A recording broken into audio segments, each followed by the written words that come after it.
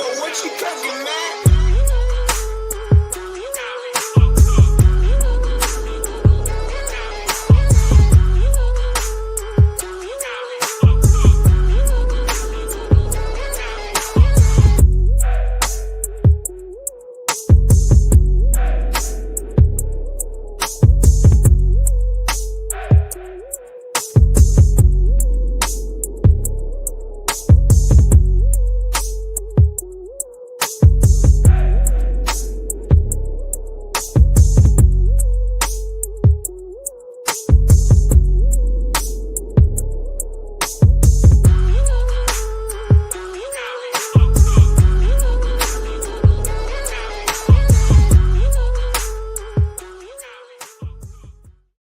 Good morning, everybody. What's up? Welcome to Iron Minds. I'm Trey Griggs. It is so good to have you with us today. 6 a.m. Tuesday morning, 6 a.m. Central, that is.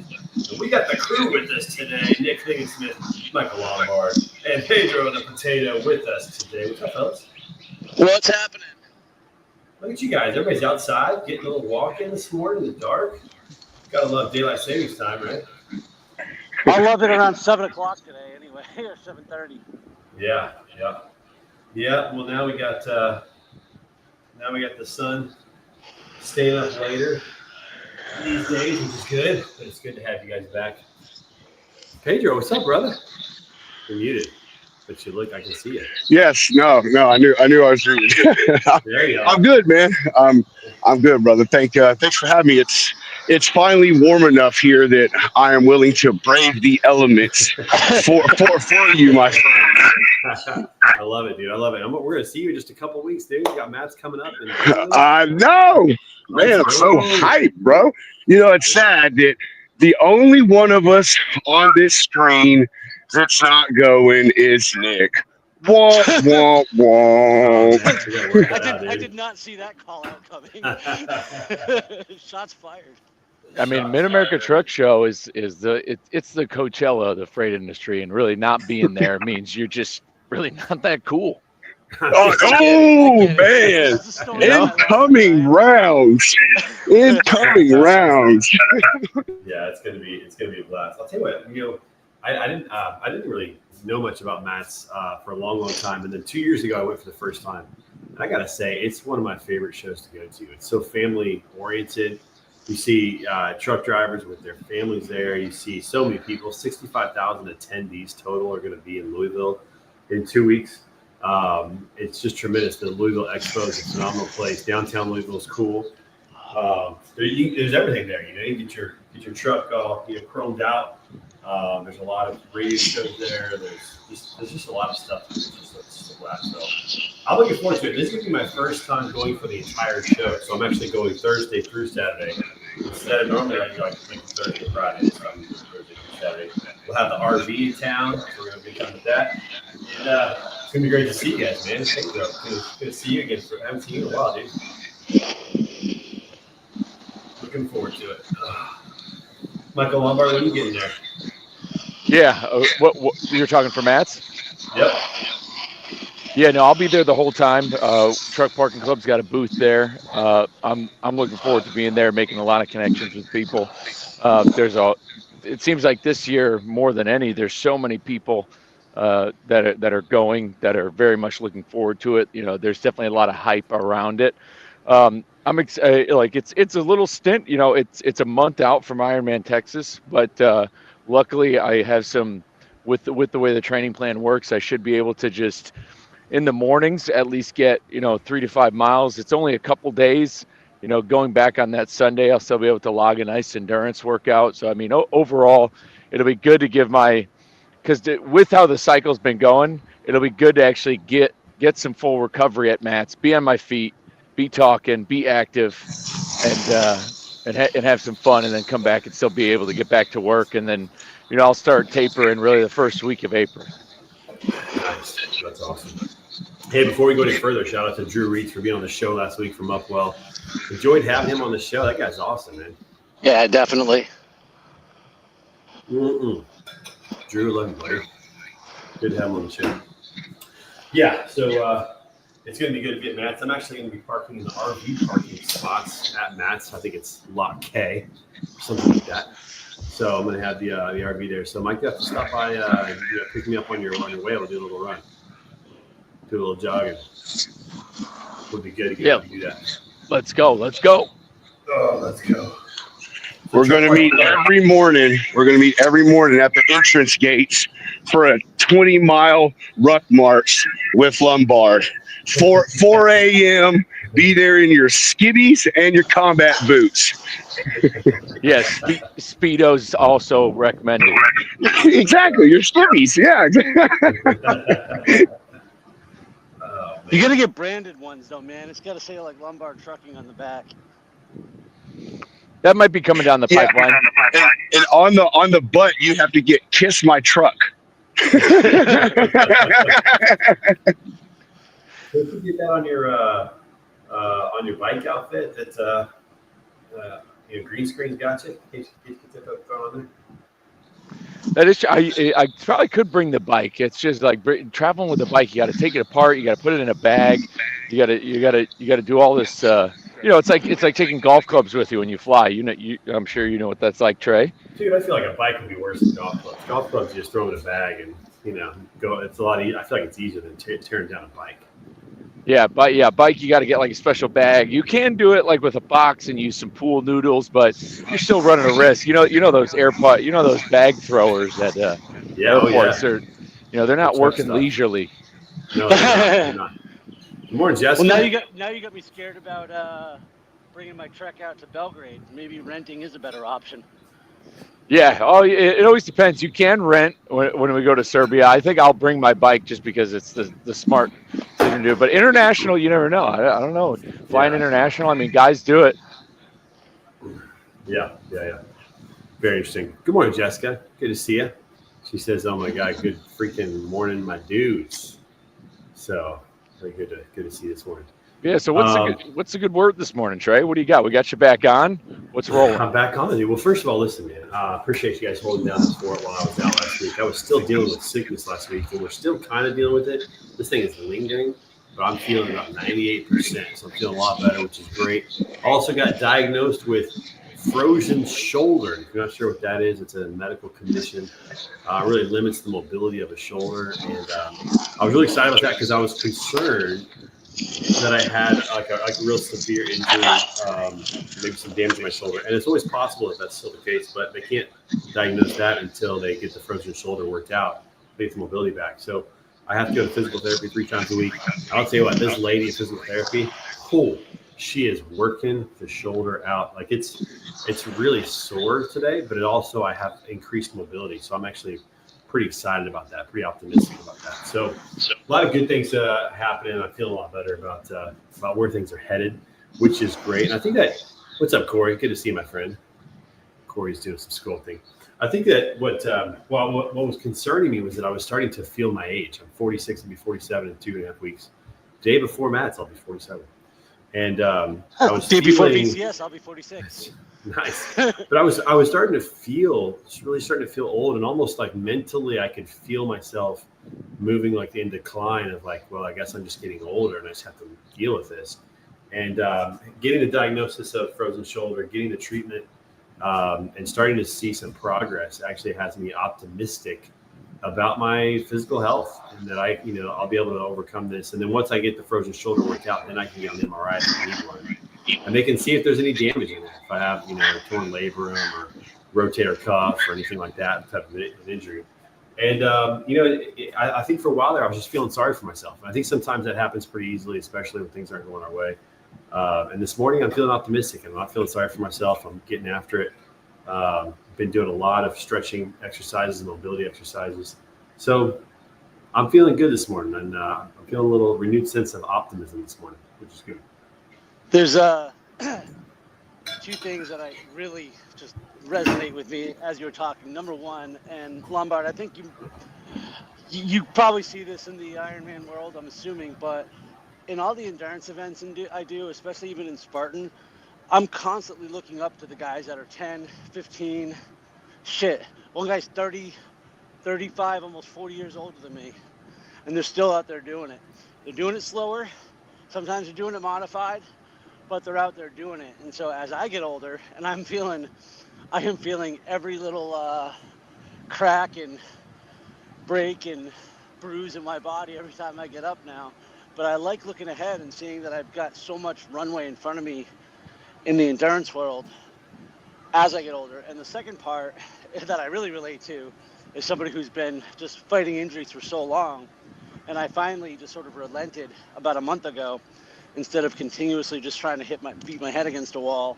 And I took a step back and have been focusing on the rehab exercises. And a lot of these are very simple activation exercises. Yes, Like you're standing yes. or lying on the ground or squeezing something and you feel so stupid.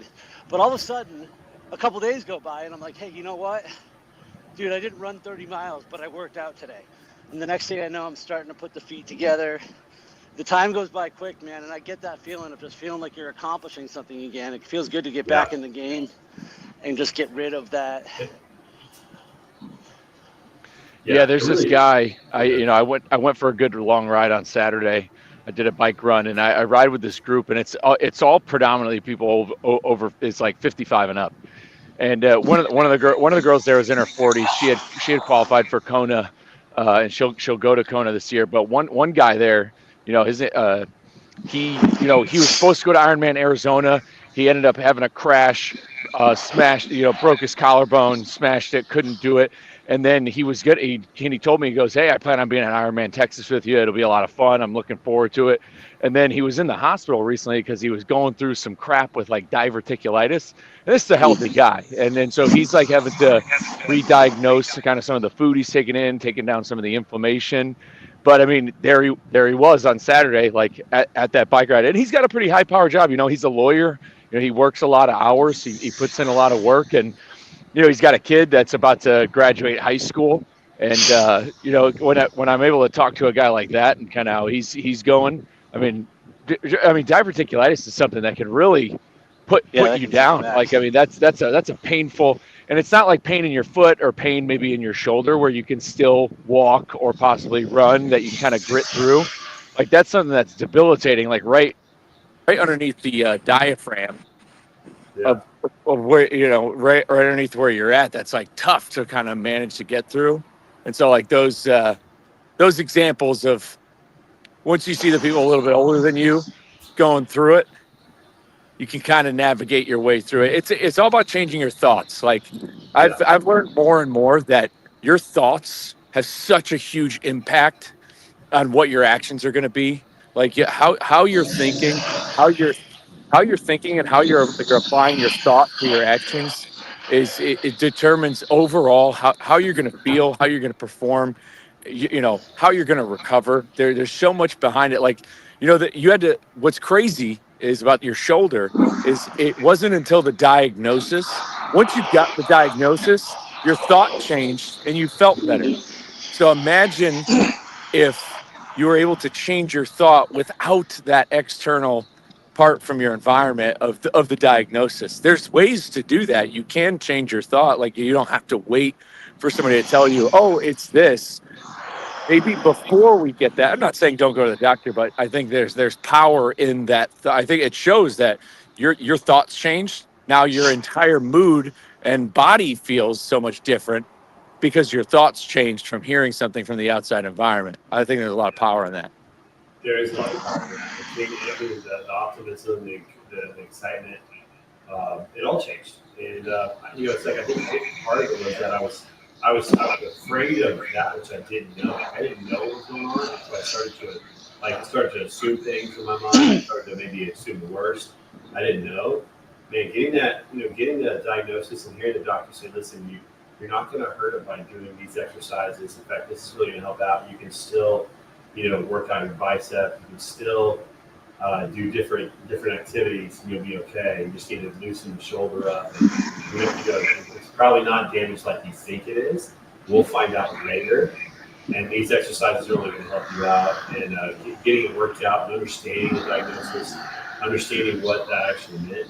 Dude, Michael, you're right, dude. Like, just the attitude and the optimism, the positivity changed everything. Could it have changed without that? Possibly. But there was that element of unknown. And now having the doctor say this is what it is, and we can overcome this. Here's what you got to do. It's like I feel like I'm on mission now.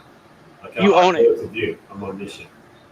It's that feeling of ownership and responsibility, and now you're back in control and taking action towards something. The waiting is absolutely the worst, and I'll be honest, Lombard's right though. I mean, that's one of the things I'm actually terrible about. When I've been sidelined by unknowns, I often let it derail me completely. Not for a long period of time, but more than I would like. And it takes a minute to be like, you know what? Well, here's what I can do. I'm going to start working on this and get my mind in the right place. And I was talking about it the other day. The evolution of my sulking period has decreased from several weeks to usually about 1 day. Yeah. But you process it, and then like the next day, I'm like, all right, how do I attack this problem? What is the one thing I can do? What can I learn? What actions can I take? What resources can I acquire? Right. Well, and you learn that things like frozen shoulder and other things, but specifically with frozen shoulder, some of it has to do with what you're eating. Some of it has to do with how much water you're taking, because it's joint health. And I was actually surprised to hear that this is actually very common among people who have diabetes, which means that it's usually common among people who aren't eating good food or having good nutrients, having too much sugar, whatever it is they're having. And also just the water, like drinking more water. And so I came home from all of that just on mission to take it serious, and to not just play around with my health, but to actually take it serious. And sometimes you need those reminders, you need those little moments that crystallize all the thoughts and go, yeah, okay, cool, that's it. So, I'm gonna cut out soda.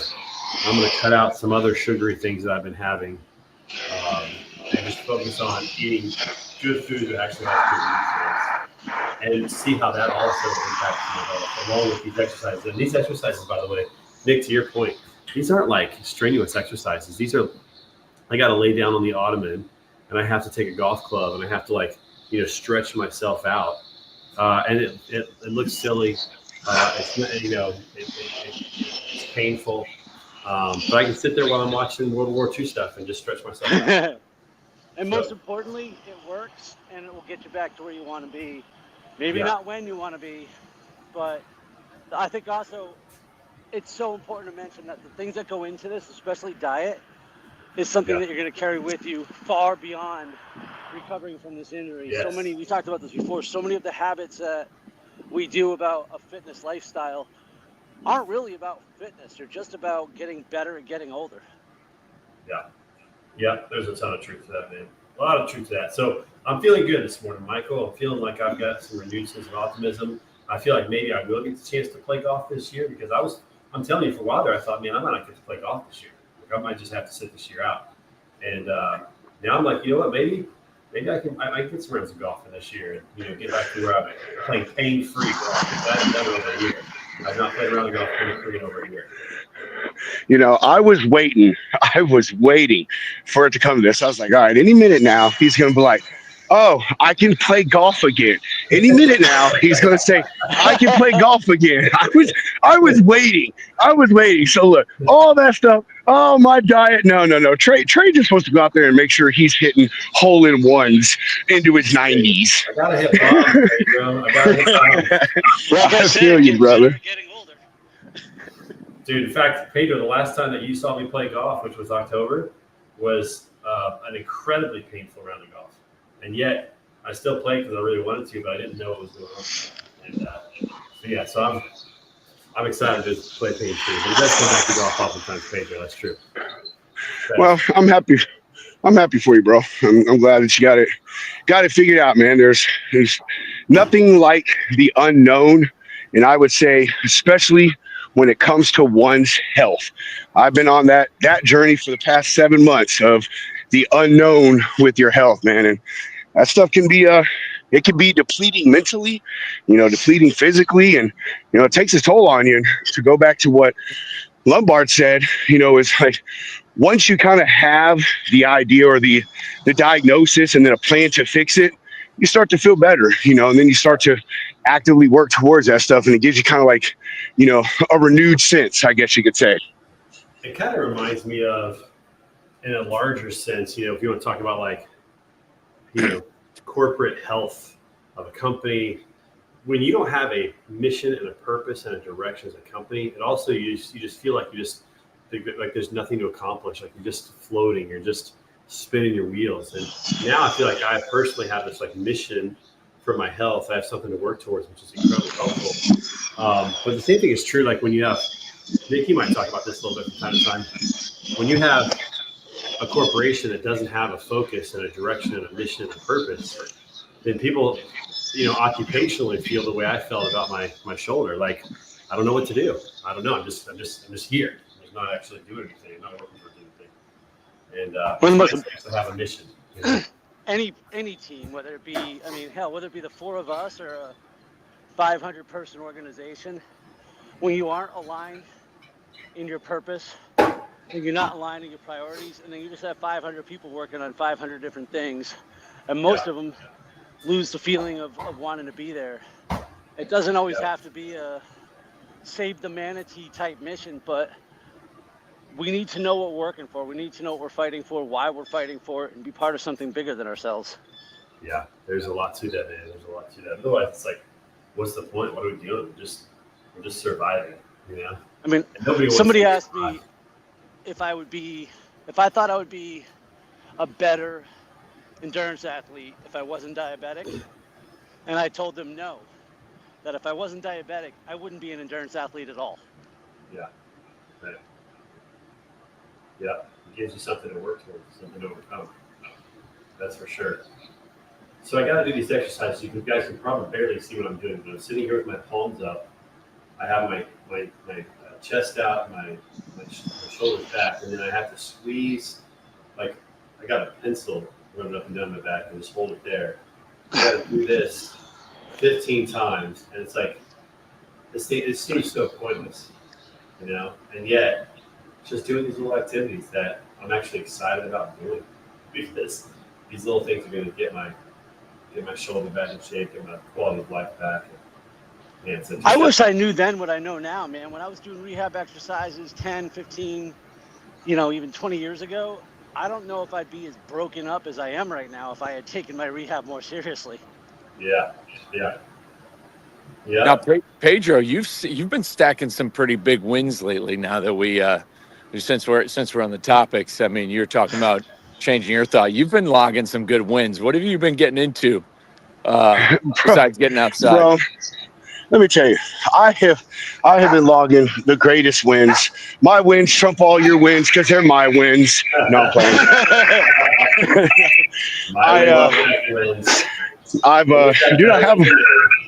I have logged some wins, and I'll tell y'all real quick where I came from. And honestly, I think people, mainly Lombard and Klingensmith here, man, they really got me back into fitness, primarily Lombard. But man, 7 months ago, August 2024, went in for my appointment. Dude, I was 318 pounds.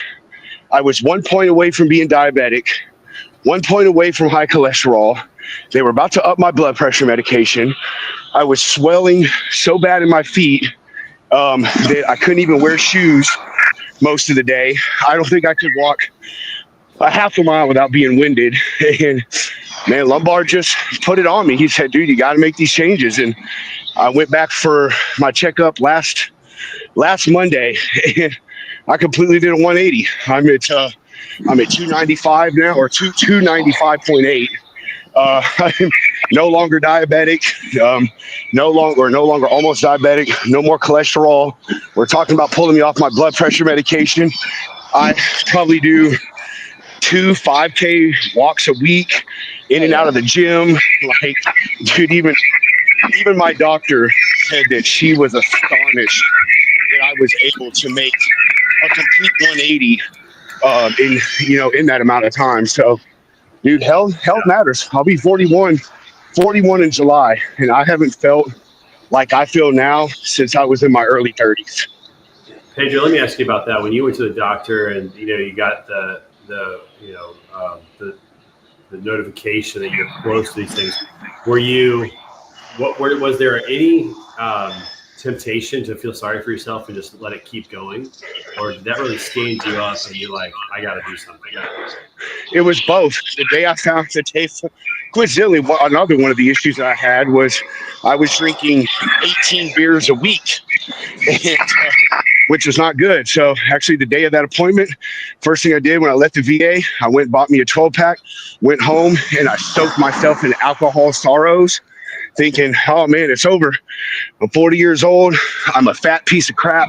I'm never going to get this fixed, and then talked to Lombard, and like he was the first person I reached out to. I was like, man, if anyone can help me change, it's this guy. He's been exactly where I'm at.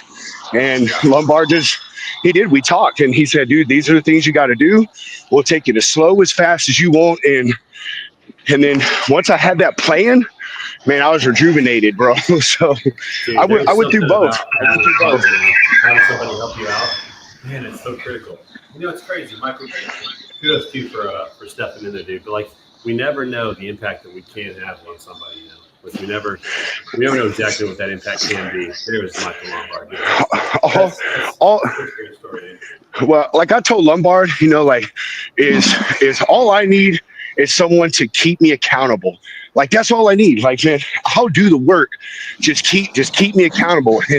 And that's what he did, texting me every morning at 5:30 a.m. Pedro, what are you doing today? What is your mission? And that's what did it. Having that feeling of not only if I don't do this, I'm going to let myself down, but if I don't do this, I'm going to let a friend down who's trying to help me. And so, yeah, I went through both, man. What do I do? I feel bad, and then got it together and turned it around, I guess you could say. Man, I love to hear that, dude. That's such an inspiring story, man. And like, I think the humanity of it is so important. Like sometimes we do just feel sorry for ourselves. Sometimes you do feel like you're down in the dumps, and then you have a friend come along to help you out. And the question today is, who can you be that friend to out there who needs that encouragement, that inspiration, that motivation? Who can you be a friend to help out with that? Michael Lombard, kudos to you, my friend. Yeah, man, Pedro, you're doing the work, dude, and it truly comes from a place of love. Like that's the thing. Because it's my way of giving back. When I mentioned it before, when I went to, the CrossFit gym, when I was working in the warehouse that I started losing weight at, the owner of that gym, he went out of his way to build a relationship with me. He didn't have to. Like he became a friend as well as a coach. And like to where he kind of just went out of his way to like kind of guide me, and like he would shoot me texts every now and then, and like stay in touch. He didn't have to do that. I was just there for the group fitness. That was it. And I mean that right there just steered the trajectory of like kind of like how my life has gone, just almost like the bumpers of a bowling alley, just like keeping the ball like right on the path. And that's how he did it. And like I'm so grateful for that all I want to do is to build a community and be that type of person for people within this industry. Yeah, I love it, dude. And man, at the end of the day, it comes down to relationship and the impact that can have on other people. Nick, it looks like it's getting sunny over there. The sun is coming out. Yeah. All right, so quick question before we close this baby up. Are we for daylight savings time, or are we against it? Should we never change the clock again? Should we change it back in the fall and never change it again? Do you like it? Keep it as it is right now. Don't mess with it. Right now. I like it lighter, darker. I don't mind the dark in the morning. What did Bane say? Not Robert Bane, but the bad guy Bane. I was born in the dark. Yeah, something like that. I'm with you. I think we should keep it just like it is right now. I definitely prefer this over. I mean, I'd rather it stay light at night than get dark. Yeah, that's for sure. Same.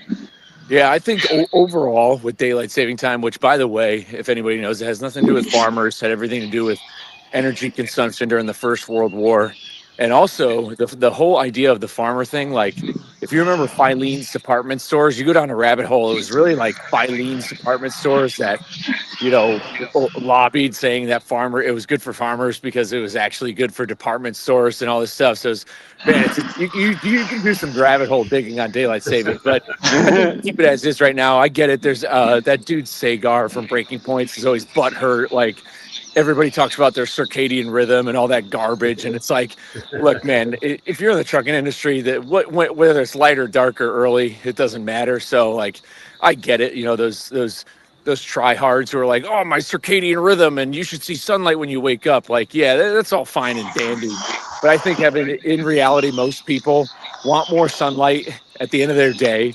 I personally, from like a fitness standpoint, most people a lot of times have to work out after work. And I think when it comes to like, running outside, you want it to be light. It's less dangerous with traffic. It's also safer for women who are going out for runs later in the evening. So overall, we put the clocks forward. Let's just keep it as is. I'll tell you what, with daylight savings time, last night was the first night that my daughter and I were like, let's walk to dinner. And we walked up and we actually had dinner together last night. And it's nice. It was fun to go for a walk and know that it was going to be light. And I'm a big fan. So I'm with you on that. I want to keep it the way it is. I think people are more apt to do things together outdoors at night than in the morning. Yeah. And this just promotes people being outside together, whether it's going to a park, going on a walk, going for a run, like you said, riding a bike, going swimming at night, whatever. Like, I think it just promotes that more at night. So I'm all for that. All right, fellas, Pedro, we're going to see you in Louisville in just a couple weeks, man. Thanks for joining the show, and congratulations on the wins you're stacking, my friend. Yes, sir. Excited for you, dude. And Nick, I guess we're just going to have to just wish that you're with us in Louisville. We're going to have to listen. It's kind of like a We Are Marshall thing. Somebody has to stay back. Exactly. All right, folks. Hey, remember, thanks for joining us this morning. Remember, find your tribe, find your group. As iron sharpens iron, so one person sharpens another. Michael Lombard, Nick Klingon-Smith, Pedro Potato. We'll see you guys in the flip-flop. Have a wonderful day, everybody. Let's go. Get after it today. Work hard. We'll see you guys. Peace out.